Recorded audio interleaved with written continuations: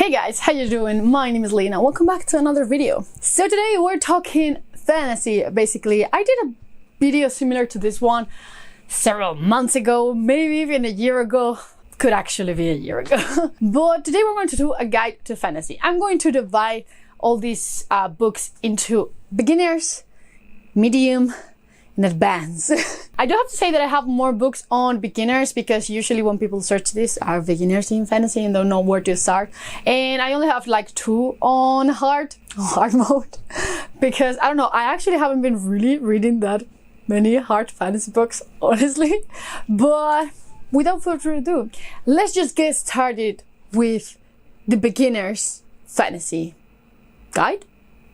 These are actually ordered. Like the first one is the easiest one, and the more we get to the last part they are a little bit harder. So the first one that I have here is Legends and Lattes. Easy choice, easy choice. So if you're looking for a cozy fantasy, this is your book. It's basically a book about feeling good. You're going to follow this orc and this succubus when they open like a coffee shop. And it's the fucking cutest thing ever. I know that I just said that this book is a little bit overrated, but it's definitely because of the fans. The book in itself is actually super good and super cool. And I don't know, it just gives you like that warm feeling. I mean, just like, okay, this is actually so cute. If you've never read fantasy and you come from, I don't know, romance novels or mystery, like cozy mystery books, here's where you need to start. Like, you're going to love it. Like, so good. The next one that I have in this category is going to be the Swordsman Lament, because this is actually a super short fantasy book and it's not a dual POV or anything. You're only going to follow this main character, and it's actually narrated in third person, so it's easier to follow in my opinion. So in this one you're going to follow Belasco. Belasco is actually like the sword of the realm. He's like the first knight. He's like the best swordsman ever, and he's also a duelist, and everyone keeps trying to duel him and ended up dying. Basically, the thing is, he's actually like the right hand of the king until one day the prince is found dead and someone is framing Belasco. So he has to flee and find out who the hell actually killed the prince. So I don't know, it's just like a very straight to the point story. There's definitely not magic, if I remember correct, where there's something there.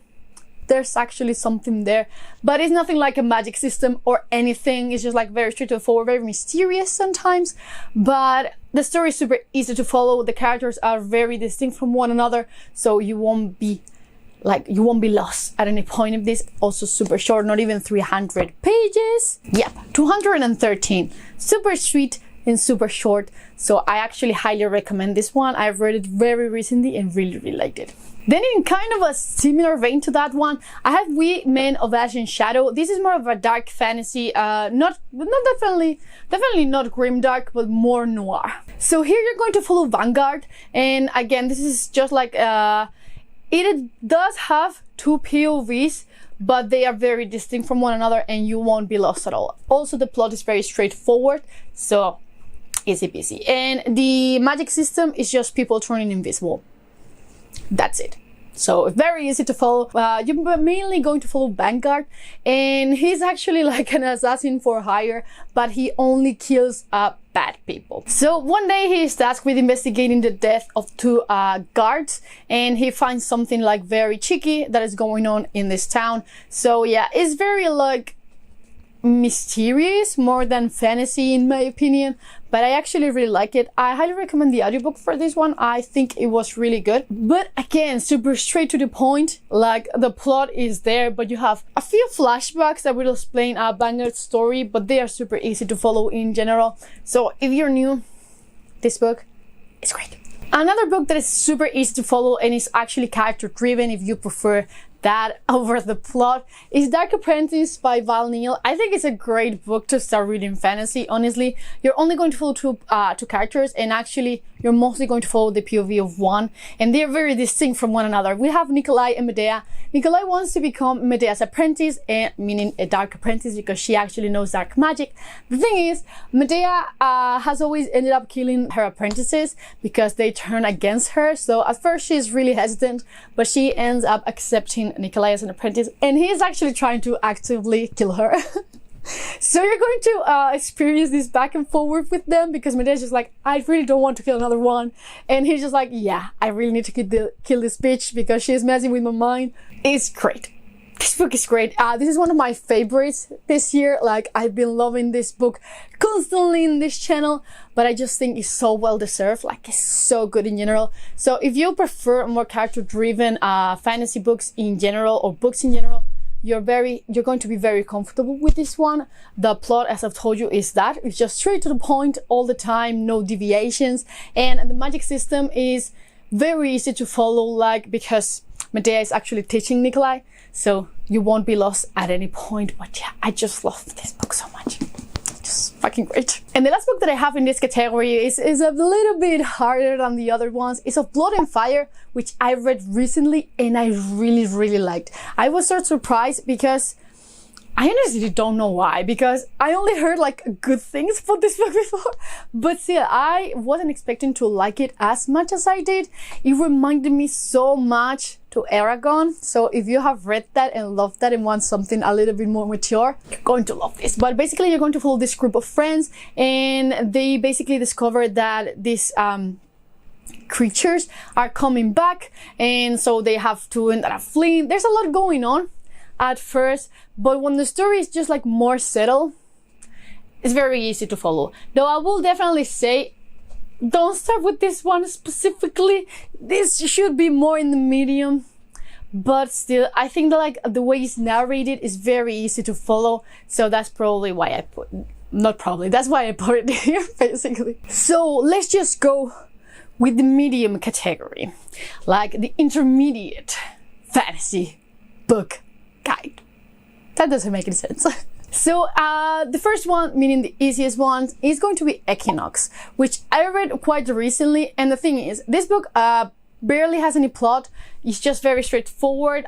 You're basically going to follow this man hunting for witch. That's it. He's hunting for witch, and that's the whole book. The thing is, the most interesting part of this is that the world is a little bit complex, in the sense that in this fantasy world, people have like two personalities living on them, two different people, one that it comes at day and one that comes at night. They are completely different people, and I don't know, the way that they have to find ways to communicate with each other, the day and the night, and they have like completely different personalities because they are different people. It's a mechanic that comes to life super great in this book. I don't know, I just really liked it. Definitely my favorite part. But again, the plot is super simple, so you won't be lost at all. It's also very short. I don't have a physical copy because I read an ARC, but you can read it in like 3-4 days. Super easy to follow, and you get to experience like a more complex type of world building while having a really like down to earth type of plot. So I highly recommend this one. Then making things a little bit more complex, I have the Jasmine Throne, and the thing is, this book gets you into the realm of politics. So you not only have a magic system, which is not very prominent in this book in my opinion, but you also have different POVs, and you also have politics. It's still a very like straight to the point story, but you also have to take into account how the world interacts in general. You're going to follow mainly two people. You're going to follow a princess that is locked up in was it a church or sanctuary? In an ancient temple, yeah. And a maiden that's been stripped of her powers, and they ended up like a bit entwined because there's an uprising happening in this city. It's more complex than the others for sure, but still really worth reading. Then I have here Winds of Strife, and I have this one here because it also has multiple POVs, multiple stories, and also multiple like politics in general. So it might be a bit much to get started. Mainly you're going to follow Nye, and Nye is a witch hunter. He is actually the best witch hunter, but the thing is, he's only looking for revenge and destroying this girl from the inside because his parents were killed by witch hunters in the past. So for that, he has like a group of witches helping him. But we also have like another group that they are using this magic, but they are kind of thieves. It's a lot. We also have the princess because Nai is just like a task with convincing the princess to just stay with him. It's a lot. it's a lot. So if you're starting, definitely don't start with this one. Just give yourself like a bit of room and then try this one. Also, the magic system is very complex. It's based on emotions and it's just super cool. My favorite part of this book is the magic system. It's just so complex and just so well thought out. Style, like, this could probably be like the last one of this category, but I have another one because it has too many POVs. But this book, definitely try it, worth a read. Another one of my favorites for this year. Like, it's just so good in general, but especially the magic system. Just the magic system alone puts this book into intermediate or hard, definitely. Like, it's just so convoluted, so complicated, and just so well thought out in general. I cannot wait to see how it develops in book 2. I'm just super excited. Curiously enough, I'm going to put this one here as the last one in the intermediate category because this book just has so many fucking POVs. I read it twice and I did not understand anything both times. It's just a lot. You have these different families, they have different powers, and they all live in the City of Dusk. The thing is, the magic is dying, so they are trying to bring it back. There's a lot of conspiracy, there's a lot going on between the characters, there's a lot going on between one character from one family and another one, and then another one who finds out and tells another one, and there are the parents, and there are the gods. A lot of character work here. Like, I don't think the plot is that hard to follow, but there are a lot of characters, and if you're listening to it, I would not recommend it because there's so many names, so many people. You will probably be a little bit lost, so I will highly recommend you check out this one physically, or if you have the audiobook, just read along for a bit until you are familiar with all the characters. But definitely it's hard just because of the amount of characters. It's just, whew. This is the hard category. The advanced part of the guide, of the book guide, fantasy book guide. And I only have 2 books here, and the first one is going to be Gunmetal Gods. The thing is, do I think this book is hard to follow? Sometimes, but I think that is because of its size in general, not because of its length, but the size of the story. So hear me out. It reminded me a lot of the Dandelion Dynasty of the first book, The Greatest of Kings, because we're going to have these 2 main male characters, and they are like enemies, but at the same time their dynamic is very reminiscent of the other one. I don't know why, but it's definitely not the same relationship. Like, they don't have like a kind of brother relationship, but their dynamic is very similar. I do have to say there's a really weird incest thing that I really didn't like. Disgusting, but it's definitely there for shock factor, so I will not take it into account. But we have this is actually a historical fantasy. It's inspired by the Ottoman Empire, and it's just super cool in general. The part of the gods, fucking amazing, but between the war, the gods, the personal motivations, the amount of characters, it might be a little bit hard to follow. There's a lot to take into account. I do believe that the story is over with these characters, and the second book follows different people, if I'm not mistaken. Though I have to say this book is great. I give it 4 out of 5 stars if I remember correctly.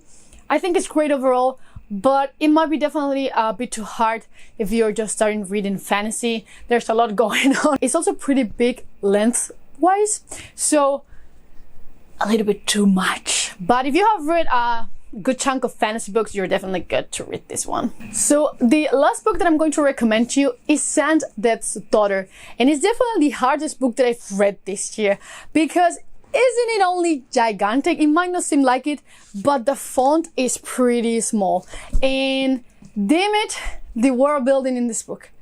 I love world building, but sometimes it's too much. And this is definitely too much. Like, everything, it's its own thing here. Even calendars, even birthdays, even beer, everything is its own thing. And it's just so much information all the time. You're basically going to follow this family, and our main character is a necromancer who actually is allergic to death. It's just so cool. But her family is basically a group of assassins, so she is constantly sick because of them, and her sister is killed and she's trying to flee. There's so much going on in this book. But it's actually, the narration is actually super hard to follow. It's very, very flowery. There's jumping around all the time. Like, she might be telling you that the shirt she's wearing is black, and it's black because of the ancestor named something, because he fought a battle, and she just goes into a tangent. And it's just so hard to follow. Honestly, I had to use all my fucking brain power to read this, but I actually didn't dislike it. It's just so unique. So unique. If you liked Gideon the Ninth, like because of its uniqueness in general, I think you're also really going to like this one, but this is definitely more confusing and more convoluted in like 100% more. Like there's so much going on. But I will still highly recommend it, honestly, because it's just so unique. So weird, like give it a try. So yeah, those were basically all the books that I have to recommend you in this guide for now. Mostly all of them are recent reads because I just didn't want to recommend the same books all over again. So yeah, if you have read any of these, just let me know in the comments below. If you have any suggestions, also please just let me know. And as always, I will see you in the next one. Bye.